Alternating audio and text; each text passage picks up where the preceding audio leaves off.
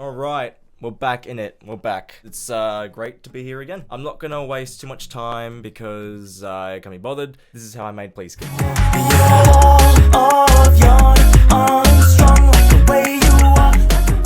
Okay, so same as last time, I will tell you the story behind the song, how it came to be. It's very important, that stuff. So how it all started was actually from a guy that I know on social media. Jake, introduce yourself. Better to be pissed off than pissed on, right? Go ahead, prove me wrong. You wanna sniff that? You didn't have to do that. Whoa!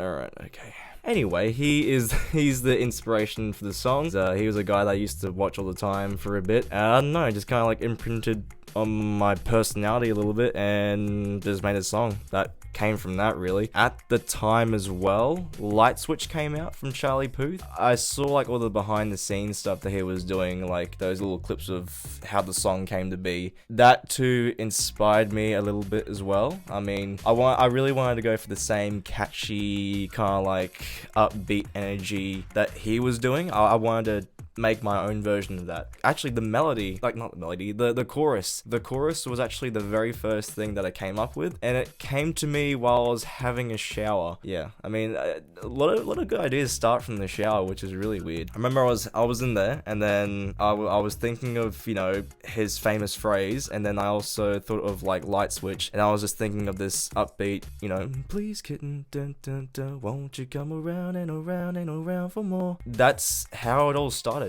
That was it. Nothing more, nothing less. I had the idea and then just went straight into it. Yeah, the story for this song is not very meaningful. It's just wanting to make a very catchy song. And I feel like I've done that. I feel like it's done a pretty good job of what it needs to do. Other than that, that's it. Let's get straight into the session. Alright, behold. Revisiting back to the session, it looks a lot bigger than I remembered actually, because the song is in essence a very simple one, as you will discover once I've explained myself. Yeah, no, there's a lot of layers here. And again, same as last time, we're not going to discuss the vocals. I hate my vocals. The idea that I had the chorus first. I knew how it was going to move, but I wasn't too sure what the chords were going to be in the background of that melody, that lead vocal, you could say. I think the first thing that I came up with was actually the acoustic guitar. It's going back to Light Switch. Light Switch was reliant on a different instrument, whereas I wanted mine to be reliant on the acoustic guitar.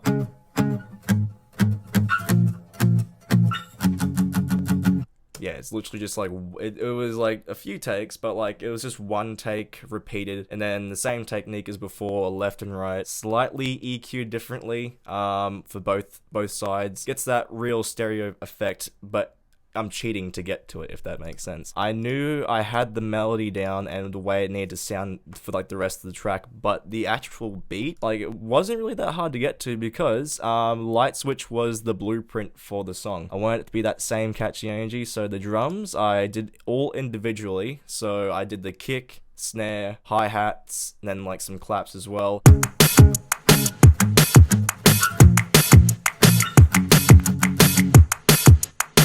Instead of a bit of swing as well, actually add a reverse reverb to the snare. So when it hits, it suctions into the next snare, so it keeps it driving forward.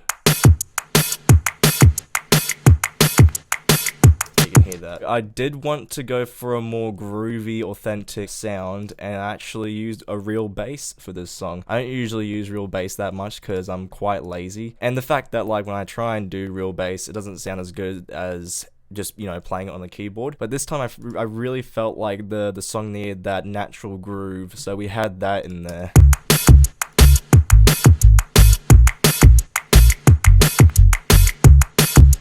That's me playing the bass, and then just to add a bit of oomph to it, when there's a break in the song, I'll do a little bass slide just to help transition it into the next thing and make it sound a bit more, I don't know, a bit more sexy, you could say.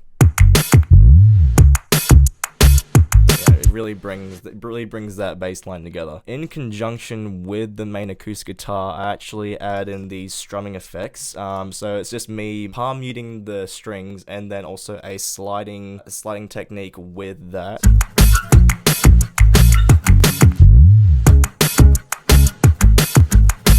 Yeah, usually those sounds aren't really meant to be heard that much when it comes to professional recording, but I actually kind of use that as a way of enhancing the swing of the guitar. I actually did some beatboxing. Beatboxing is something I usually do a lot, well, try to do a lot. It was a thing that I did when I first started making music, was just trying to play around with my mouth.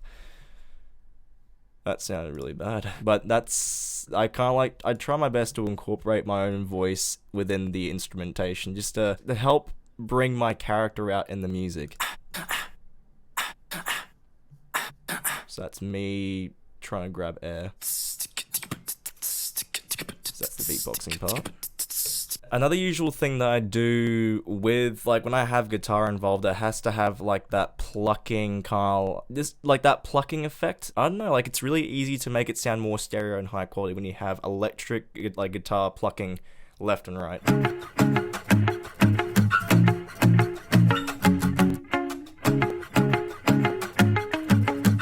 There's a lot of electric guitar in this, actually, that just plucks around.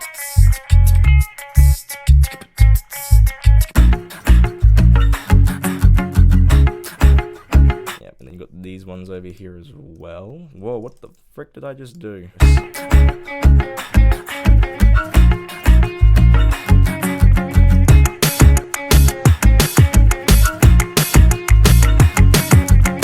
Look at that, we already went through like a few layers, and that's basically the whole song done. Then, just to help it sound a lot more natural and human, I've layered both synthetic and my own claps together. Okay, so basically with the large majority of the song done, like that's it, we'll move on to the bridge, which is actually the only part of the song that's properly different. So again, with my usual technique of recording piano and putting a flanger on it, just to help make it sound like an 80s kind of like sound. And using the same kick as well, but like with a different arrangement, just to match up with the movement. And then I used a synthetic bass again for the bridge. A really thick bass too.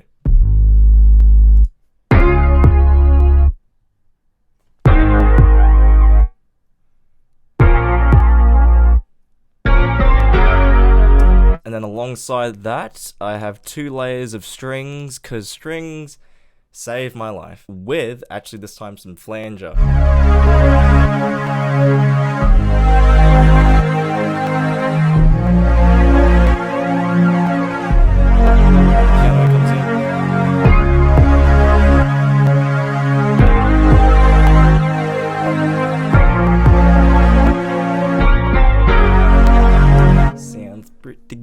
I got like these sweeps in here for every I don't know music. Every first and third bar, I think. Just to help it sound more epic, I put in this synth, which I've sampled. Here's what it sounds like with that.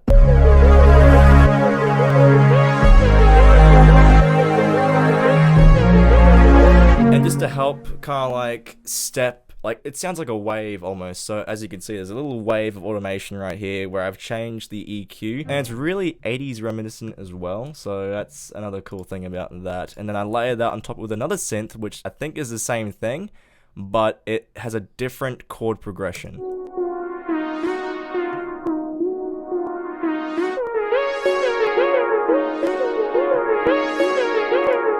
And that's the bridge done.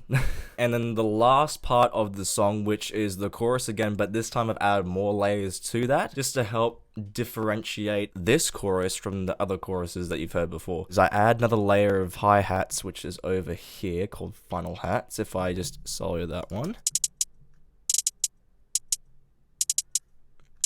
Just helps add a bit more intensity to that. And then I used 2 layers of synth.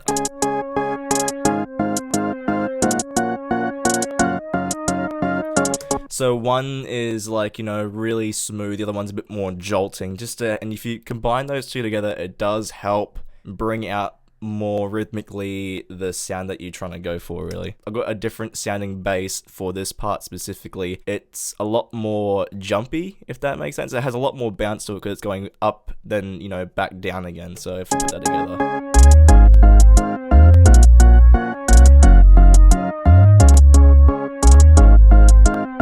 and then you put that all together, it should sound like this.